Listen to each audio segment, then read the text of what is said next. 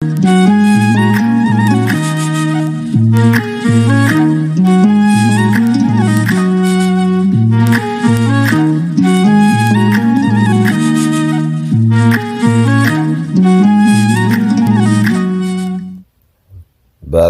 አብ ወወልድ ወመንፈስ ቅዱስ አሐዱ አምላክ አሜን። ኦሪት ዘኍልቍ ምዕራፍ 28 ከቁጥር 1 እስከ ፍጻሜ ምዕራፍ። እግዚአብሔርም ሙሴን እንዲህ ብሎ ተናገረው።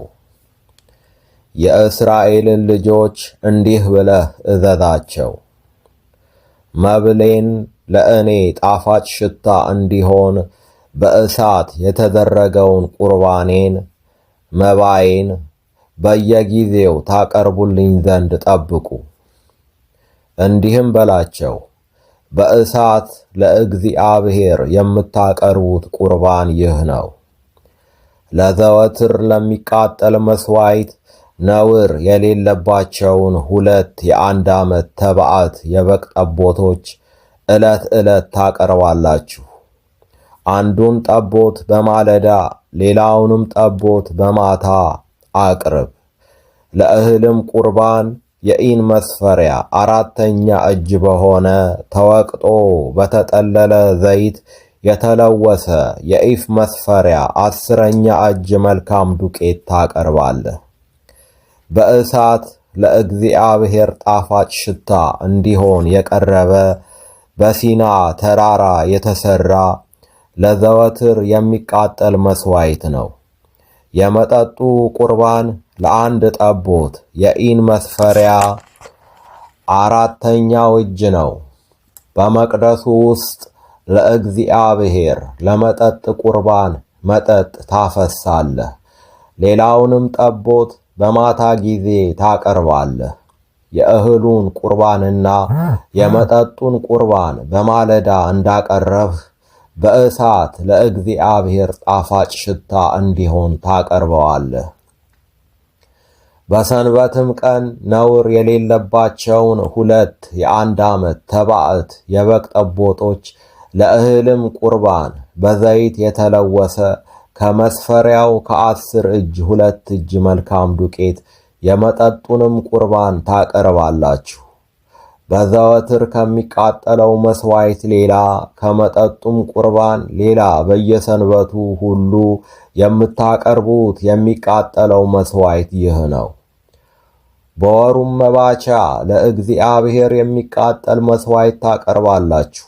2 ወይፈን፣ 1 አውራ በግ፣ ነውርም የሌለባቸውን 7 የአንድ ዓመት ተባት የበግ ጠቦቶች፣ ለእያንዳንዱም ወይፈን ለእህል ቁርባን በዘይት የተለወሰ ከመስፈሪያው ከ10 እጅ 3 እጅ መልካም ዱቄት፣ ለአውራው በግም ለእህል ቁርባን በዘይት የተለወሰ ከመስፈሪያው ከ10 እጅ 2 እጅ መልካም ዱቄት፣ ለእያንዳንዱም ጠቦት ለእህል ቁርባን በዘይት የተለወሰ ከመስፈሪያው 10ኛ እጅ መልካም ዱቄት ለሚቃጠል መሥዋዕት ለእግዚአብሔር ጣፋጭ ሽታ እንዲሆን በእሳት ታቀርባላችሁ።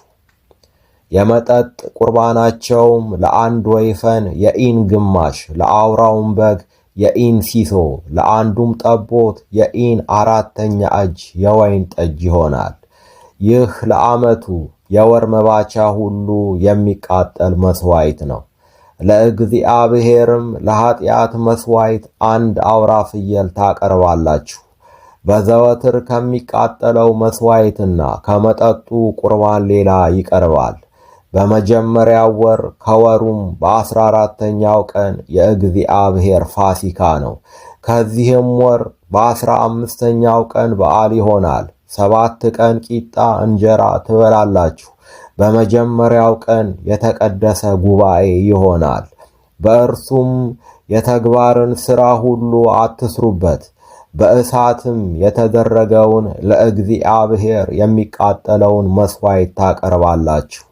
2 ወይፈኖች፣ 1 አውራ በግ፣ 7 የአንድ ዓመት ተባት የበግ ጠቦቶች ነውር የሌለባቸው ይሁኑላችሁ።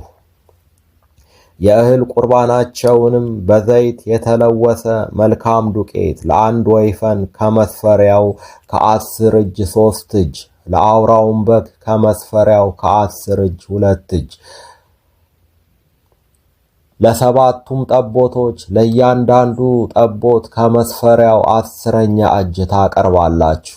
ማስተስሪያ የሚሆንላችሁን አንድ አውራ ፍየል ለኃጢአት መሥዋዕት ታቀርባላችሁ። ማልዶ ከሚቀርበው በዘወትር ከሚቃጠል መሥዋዕት ሌላ እነዚህን ታቀርባላችሁ። ለእግዚአብሔር ጣፋጭ ሽታ እንዲሆን በእሳት የሚደረገውን የቁርባኑን መብል 7 ቀን በየዕለቱ እንዲሁ ታቀርባላችሁ። በዘወትር ከሚቃጠለው መሥዋዕትና ከመጠጡ ቁርባን ሌላ ይቀርባል።